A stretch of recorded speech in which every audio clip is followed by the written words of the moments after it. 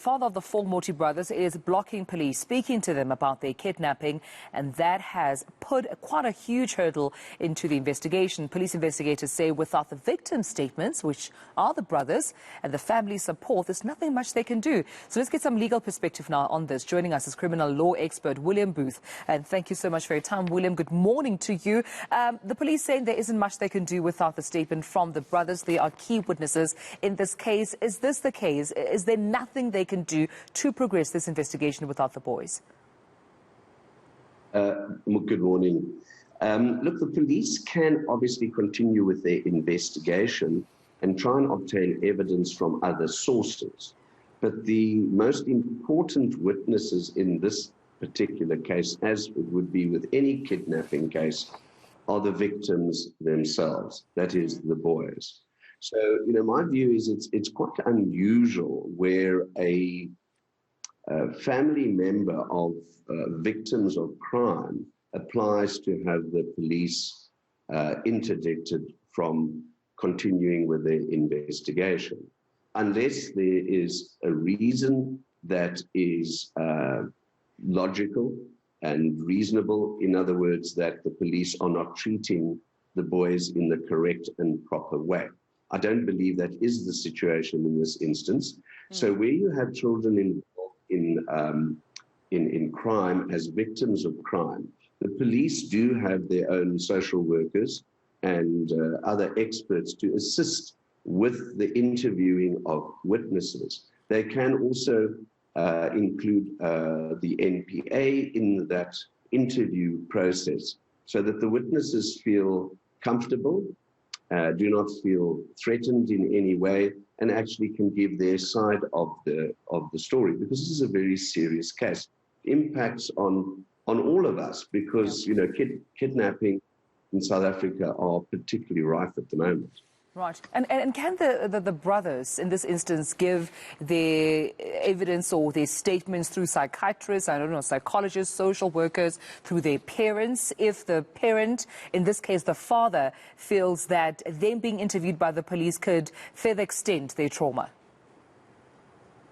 Yes, indeed so. You often have matters where children are involved and they have been seeing a psychiatrist or psychologist, or appoint their own lawyers who can put statements together after interviewing the victims and present those to the police. So obviously the police must do the investigation, but the interviewing, I believe, can be dealt with by other people if there's concern that the police are not dealing with the interview process properly. But, I don't know if that is the case, or this is just well, let's not have anybody interview any of the victims. Right. Obviously, the interdict is in place right now. William, realistically, how long can this interdict hold for? Well, I'm not sure of all the facts of the interdict. So, an interdict can remain in place indefinitely, to prevent the police from interviewing any of the boys. So, as I said, we don't really know the rationale behind the father's decision to interdict the police from interviewing, and whether it's going to remain, in their view, in place indefinitely, or the father's going to come forward and say, well, look, the boys are now seeing psychiatrists, psychologists are being assisted, and they are now happy that the police start their interviewing process. Because you can't just leave this case up there and not get to the bottom of what happened. I mean, the whole of South Africa was watching. A lot of money was obviously spent by the police in trying to solve the crime. Yeah, and you're absolutely right. So it was a very high-profile case. Almost everyone on social media who's seen this case was involved in trying to get the brothers back, including some high-profile people tweeting about it, and I'm sure some even visiting the family. So what are the implications of this case should it not be cracked, particularly for the country? Because experts are saying this is clearly an organized crime, William, because the way that the armed men kidnapped the boys showed experience. It showed that they really did plan this out like an experienced syndicate. What are the implications should this case be left high and dry? Well, I think the implications are significant. It clearly was an organized incident. So, you know, everybody could be at risk. There'd been a high rate of kidnappings in South Africa, sometimes not even involving large sums of money when there's been ransom demands. But people have been kidnapped for coming out of restaurants, you know, going to their motor cars. So it affects all of us, and it is really, I believe, unacceptable that the police are being blocked in their investigation to get to the root of this whole incident. So it's not just you know, one incident that doesn't affect others. It affects all of us, and I think the police have obviously a duty to investigate, but they need the assistance of the family. The prosecutors should, in fact, become involved and possibly approach the family and say, listen, this is such a serious matter.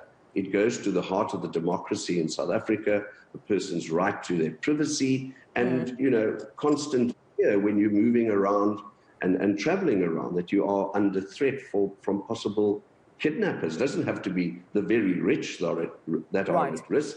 I'm aware of instances where others with, you know, who aren't particularly rich have been kidnapped. And just a quick one before I let you go then, William. Do you have any reason to believe that the family itself should be investigated, especially after this interdict by the father? Well, look, it's very difficult to give a straight answer on that, because it does seem to be highly unusual that this has now happened. And certainly I think the police must continue the investigation and try and find out why the family are kind of trying to block them, because of the real, such a significant case. And I can't say, well, there's a reason why the father is doing this, that there's some kind of cover-up or not, but certainly the police mustn't stop the investigation.